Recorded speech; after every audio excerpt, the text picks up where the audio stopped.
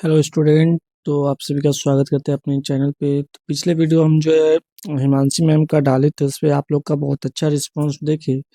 तो सोचे आप लोग के लिए हम सीटेट पेपर 2 का जो है, जो कि कक्षा छठी से 8वीं तक का है, 7 जुलाई 2014 को पेपर हुआ, उसका सीडीपी का पेपर जो है आपको इस वीडियो में लेकर के आए हैं।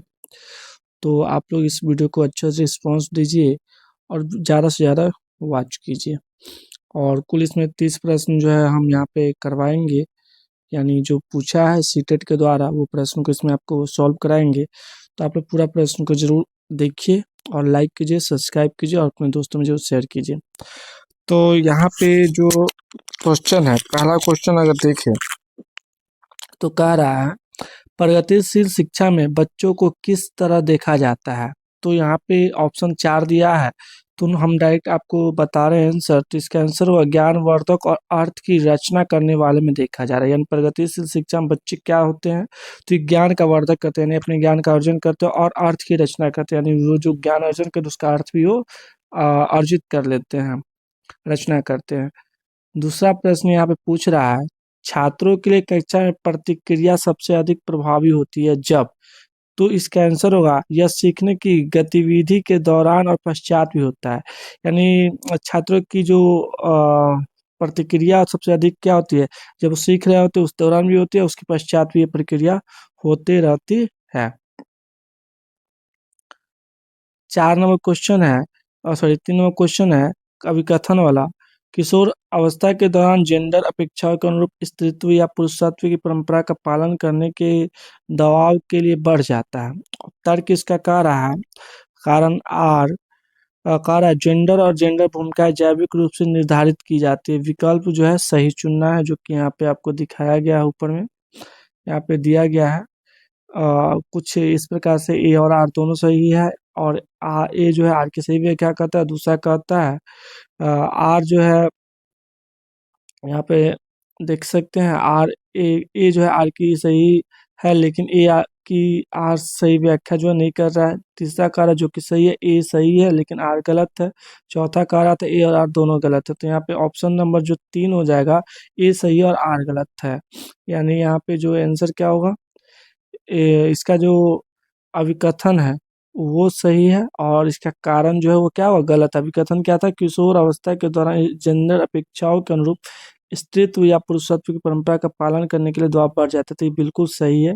जो भी युवा होते हैं उसमें देखिएगा मेल और फीमेल का जो होता है अट्रैक्शन, उसके प्रति क्या हो जाती है, बढ़ जाती है। यहाँ पे अगला क्वेश्चन 4 नंबर देखते हैं। 4 नंबर प्रश्न क्या कह रहा है, कह रहा है सुनीता एक 12 वर्षीय लड़की विशेष संगीतीय क्षमता रखती है। उसके माता पिता दोनों ही निपुण गायक है और वे सुनीता को अपनी आवाज को और बेहतर करने के लिए प्रशिक्षण कक्षा में भेज रहे हैं। सुनीता की यह क्षमता संभावित रूप से किन कारकों पर अंतक्रिया करती है। यानी जब उसके माता पिता अगर गायक होंगे तो निश्चित से गुण है जो उनको आनुवांशिक रूप से भी क्या होगा, सुनीता में ये गुण आ जाएगा। तो यहाँ पे आंसर क्या होगा, आनुवांशिक और वातावरण। आंसर क्या हो जाएगा, अनुवांशिक और वातावरण। यानी ये जो कलाकार है, जो गायक है, उनका गुण अनुवांशिक रूप से अपने बच्चों में भी ट्रांसफर होगा जेनेटिक्स तौर पे। 5वां क्वेश्चन है, कहता है संवेदनशील अवधि वह समय अवधि होती है जिसके दौरान कुछ विशेष यानी कुछ डैश विशेष रूप से सामान्य विकास के लिए महत्वपूर्ण होती है। तो पर्यावरणीय कारक जो होती है वो सामान्य विकास के लिए महत्वपूर्ण होती है। छठा प्रश्न को देखिए तो कह रहा है विद्यार्थियों में समालोचनात्मक चिंतन को विकसित करने के लिए एक शिक्षक को क्या करना चाहिए। तो पहला ऑप्शन कहता है केवल ऐसे ही सवाल पूछने चाहिए जिनका एक ही उत्तर हो। बिल्कुल नहीं, ये गलत हो जाएगा। दूसरा कहता है विद्यार्थियों को उनके संदेह और सवाल पूछने के लिए हतोत्साहित करना चाहिए। हतोत्साहित तो करना नहीं, प्रोत्साहित करना है। अगला कोई ऑप्शन देखते हैं। यहाँ पे कह रहा है ऐसे सवाल देने चाहिए जिनमें निष्कर्ष और व्याख्या शामिल होते हैं। बिल्कुल ये सही होगा। और चौथा ही पढ़ते हैं ऐसे सवालों से बचना चाहिए जिनमें विवेचना और विश्लेषण की आवश्यकता होती है। नहीं, ये गलत हो जाएगा। ये सही है 3 नंबर इसका। 7 नंबर प्रश्न को देखे तो कहता है एक शिक्षक खुद से पूछती है मैं ऐसे अनुभव कैसे प्रदान कर सकती हूँ जिसमें छात्रों को पर्यावरण में विभिन्न प्रकार की वस्तुओं को वर्गीकृत करने और उनकी वर्गीकरण के स्कीमा का विश्लेषण करने की आवश्यकता हो, वह छात्रों में किस बुद्धिमत्ता को बढ़ावा देने की कोशिश कर रही है? तो ये दे रही है प्राकृतिक बुद्धिमत्ता। कौन सी बुद्धिमत्ता? प्राकृतिक बुद्धिमत्ता। 8 नंबर क्वेश्चन है, कहता है महारत प्राप्त करने के लक्ष्य निर्धारित करने से छात्रों को अभिप्रेरणा और योग्यता के बारे में विचार कैसे प्रभावित होते हैं? तो 2 नंबर आंसर होगा, वह अक्सर योग्यता के वृद्धिशील दृष्टिकोण में बढ़ी हुई आंतरिक अभिप्रेरणा और विश्वास को दर्शाते हैं। तो 2 नंबर आंसर राइट होगा। अगला क्वेश्चन 9 नंबर है, कहता है रमा एक शिक्षिका है जो वाइगोत्स्की के सिद्धांत को अपनी कक्षा में लागू कर रही है। वह एक चुनौतीपूर्ण कार्य को पूरा करने के लिए अपने छात्रों को समूह में काम करने के लिए नियुक्त करती है। कार्य के दौरान एक छात्र एक महत्वपूर्ण संकल्पना को समझने के लिए संघर्ष करता है। रमा के लिए इस छात्र की मदद करने के सबसे प्रभावी तरीका क्या होगा? यानी छात्र जो जूझ रहा है अपनी समस्या से, तो इसको मदद कैसे कर सकती है रमा? तो ऑप्शन 4 है इसका सही आंसर, छात्र के साथ समस्या पर काम करे और समूह के अन्य सदस्यों को शामिल करते हुए आवश्यकता अनुसार मार्गदर्शन और प्रतिपुष्टि प्रदान करे, यानी छात्र को हेल्प करे। 10वां प्रश्न अभिकथन और कारण का है, कहता है शिक्षकों को विद्यार्थियों के बीच बहस चर्चा और सहयोग को प्रोत्साहित करना चाहिए। बिल्कुल सही है। कारण कह रहा है जो ज्ञान उत्पादन एक निष्क्रिय प्रक्रिया और समूह गतिविधियों में संलग्न अर्थपूर्ण अधिगम में बाधा डालता है। तो इसका राइट आंसर कह रहा है कौन सा होगा?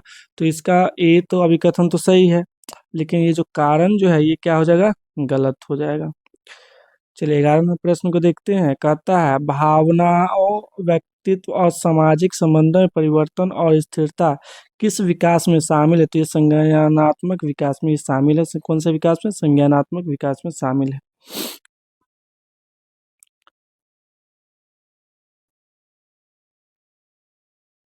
12वां क्वेश्चन है, छात्रों के विविध समूहों को पूरा करने के लिए इस निम्नलिखित में से कौन सांस्कृतिक रूप से उत्तरदायी शिक्षण का ही सही वर्णन करता है?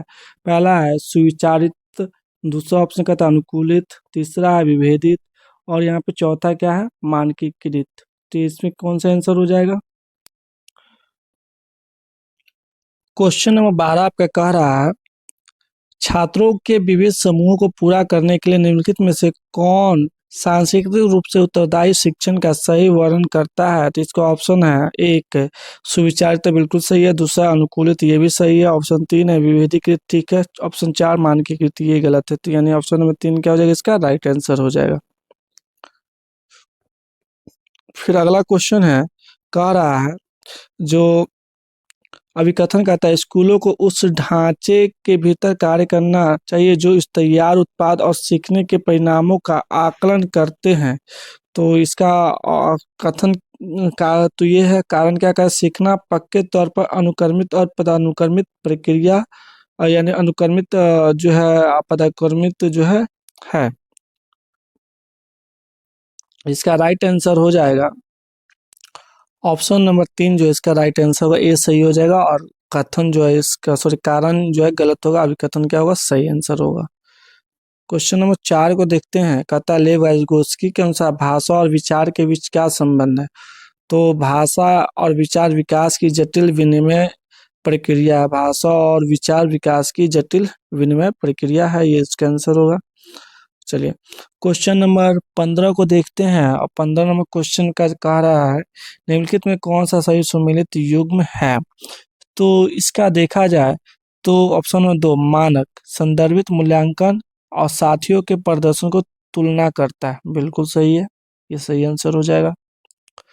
चलिए 16 नंबर देखते हैं प्रश्न को। 16 नंबर प्रश्न कह रहा है निम्नलिखित में से क्या बाधित विद्यार्थियों की कक्षा में भागीदारी लेने में बाधा डालती है? तो मुद्रित पाठ्य पुस्तक और नोट्स, यानी जो प्रिंटेड बुक होते हैं नोट्स होते हैं वो जो है दृष्टिबाधित बालक होते हैं उसको क्या करते हैं? प्रॉब्लम इशू करते हैं। तो ये यहाँ पे भागीदारी में बाधा डाल सकता है। 17 नंबर है लॉरेंस कोहलबर्ग के ने बच्चों के नैतिक विकास के अध्ययन करने के लिए किस विधि का प्रयोग किया था? तो ये विधि क्या था? बच्चों के सामने नैतिक दुविधा रखना और अनुक्रियाओं की समालोचना करना। क्वेश्चन नंबर 18 को देखते हैं। रचनावादी शिक्षण विद्यार्थियों को डैश अधिगम की ओर ले जाता है? तो खोज आधारित अधिगम की ओर ले जाता है। रचनावादी शिक्षण किस ओर ले जाता है? तो खोज आधारित अधिगम की ओर ले जाता है। 19वां प्रश्न देखते हैं। पठन वैकल्प से जूझ रहे छात्रों को पढ़ना सिखाया जा सकता है व्यवस्थित ध्वन्यात्मक प्रशिक्षण के माध्यम से। 20वां प्रश्न को देखते हैं। 20वां कहता है जीन पियाजे के संज्ञानात्मक विकास का सिद्धांत यह बताता है कि ऑप्शन नंबर 3 आंसर होगा। पाठ्यक्रम को बच्चों के आयु समूह एवं चरण को ध्यान में रखकर तैयार किया जाना चाहिए, तभी संज्ञानात्मक विकास जो है यहाँ पे सक्सेसफुल होगा।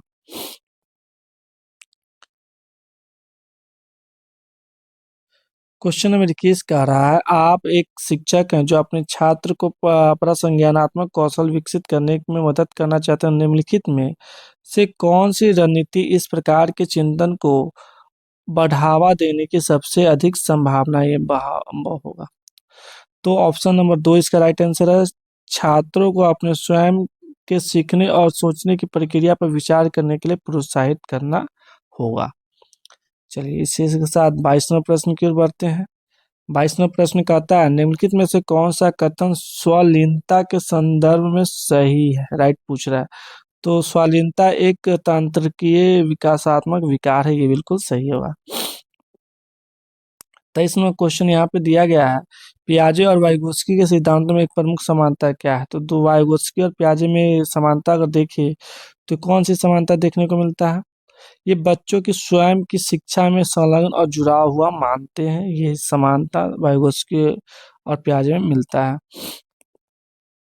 यहाँ पे देखा जाए 24वां क्वेश्चन अभिकथन एक है ए है शिक्षकों को शिक्षार्थियों के बीच व्यक्तिगत भिन्नताओं का सामना करना चाहिए और सभी शिक्षार्थियों की आवश्यकताओं के अनुसार अपने शिक्षण को समायोजित करना चाहिए। तो ये बिल्कुल सही है। कथन के बाद जो है कारण देखिए तो शिक्षकों को विविध पृष्ठभूमि के शिक्षार्थियों को पढ़ाते समय उनके बीच सहयोग समूह कार्य और बातचीत से बचना नहीं चाहिए, उनकी मदद करना चाहिए। तो ऑप्शन नंबर जो है आपका ये अभिकथन ए सही है और कारण आर जो है इसका क्या हो जाएगा? रॉन्ग हो जाएगा। तो यहाँ पे ऑप्शन में दिया है ऑप्शन नंबर ए सही है और आर जो है क्या होगा? गलत हो जाएगा। 25वां प्रश्न है किस अधिगम की रणनीति में बच्चों द्वारा दूसरों को सिखाना शामिल है जो उन्हें सिखाता है पारस्परिक शिक्षण को? क्या सिखाता है? पारस्परिक शिक्षण को सिखाता है। 26वां क्वेश्चन अभिकथन है एशियाई संस्कृतियों में जो सामाजिक सद्भावना पर जोर देते हैं क्रोध की अभिव्यक्ति को हतोत्साहित किया जाता है और शर्म को प्रोत्साहित किया जाता है। नहीं, शर्म को प्रोत्साहित नहीं होगा। और यहाँ पे सॉरी, शर्म को प्रोत्साहित नहीं, ये तो गलत लग रहा है। आगे देखते हैं कारण देखते हैं भावनाएं व्यक्तिपरक है और सीखने में कोई भूमिका नहीं निभाता है। नहीं, ये तो बिल्कुल गलत है। तो 26 नंबर में देखें तो ए सही हो जाएगा, अभिकथन सही है और कारण गलत है, तो यानी 3 नंबर ऑप्शन राइट आंसर होगा। 27 नंबर प्रश्न को देखें तो कहता है जीन पियाजे के अनुसार बच्चे वयस्कों से किस प्रकार भिन्न है? तो ये बच्चों की सोच वयस्कों से गुणात्मक रूप से भिन्न होती है। बच्चों की सोच वयस्कों से गुणात्मक रूप से क्या होती है? भिन्न होती है, अलग होती है। 28वां प्रश्न निम्नलिखित में से कौन सा प्रश्न विश्लेषणात्मक चिंतन को बढ़ावा देता है? तो चौथा भारत में जनसंख्या वृद्धि के विभिन्न कारण क्या है? तो जो क्या, क्यों, कैसे, ये सभी क्या है? विश्लेषणात्मक को बढ़ावा देने वाले प्रश्न होते हैं और हमेशा राइट होते हैं। अगला प्रश्न देखिए तो समावेशी कक्षा क्या होता है? तो ऑप्शन नंबर 3 देखते हैं अलग अलग विभिन्नताओं के अनुसार विभेदित निर्देश दिए जाते हैं। तो ये बिल्कुल राइट आंसर होगा। अंतिम प्रश्न है क्वेश्चन नंबर 30 अभिकथन देखते हैं शिक्षक को बच्चों को प्रयोग के लिए बहुत सारे अवसर देने चाहिए, उदाहरणों और गैर उदाहरणों पर चर्चा करनी चाहिए। ये तो बिल्कुल सही है। कारण देखते हैं, बच्चों में गलत धारणाओं से निपटने का एक रचनात्मक तरीका विपरीत उदाहरण प्रदान करना। ये भी बिल्कुल सही है, तो ए और आर दोनों सही है। ए जो है आर की सही व्याख्या कर रहा है। तो इस प्रकार आज हम जो है सीडीपी का जो है, जो कि जुलाई 2024, 24 नहीं है, अ, यहाँ पे जो ईयर है, हाँ, जुलाई 2024 में जो प्रश्न पूछे गए थे, इसका हमने हल आपको बताया। और आशा करते हैं आपको वीडियो पसंद जरूर आया होगा। जो भी त्रुटियां हुई होगी नेक्स्ट बार से कोशिश करेंगे उस त्रुटि को ख़त्म करें। और चैनल पे नए आए तो सब्सक्राइब कीजिए। और मिलते हैं नेक्स्ट वीडियो में, तब तक के लिए जय हिंद।